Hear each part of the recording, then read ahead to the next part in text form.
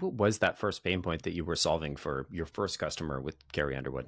Yeah, interestingly, people would often say, "Oh, they need more revenue," and I think that is certainly obviously a pain point. It's expensive to go on the road. What you talked about a few moments ago, the tour buses, the fuel, the stage. What people don't realize is that everything you see when you go to a big concert, that's not owned by the venue. That's owned by the band. The band brings all of that in, sets it up. The guys with the big black boxes setting up, and they're incredibly efficient how they do it. And then they're on to the next show and the next show. And the reason they go back to back to back, night after night, is because for the cost, for the economies of scale to kick in, they need to, have so many shows because it's expensive being out on the road and having that much staff. So one would think that was the main pain point, and it is a pain point, but it's not the number one. The number one pain point that we were trying to address is, again, get back to that lack of data, because in anything in the sports entertainment industry, there's an acronym called P&A, publicity and advertising.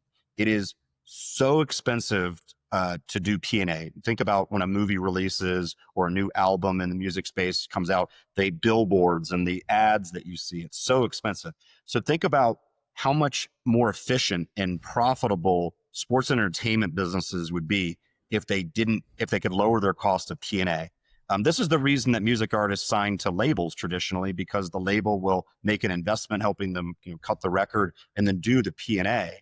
But then they own the masters and they own the music in perpetuity in many cases.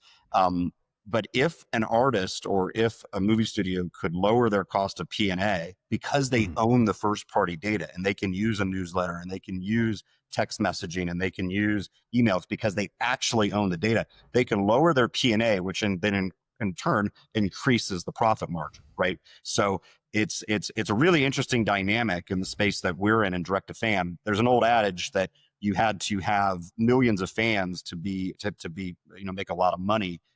Because it's the law of the big numbers, right? You hit a bunch of people, and then some of those folks will convert to sales. In our world, it's actually almost a law of small numbers. If you can create 10,000 dedicated fans that spend $100 with you a year, which isn't that much when you factor in merchandise, ticket sales, streaming, subscriptions, et cetera, $100 isn't that much. That's $1 million business. So you can actually build a very successful business with smaller numbers. And so that was the number one pain, was helping these folks capture first party data to lower their P&A costs.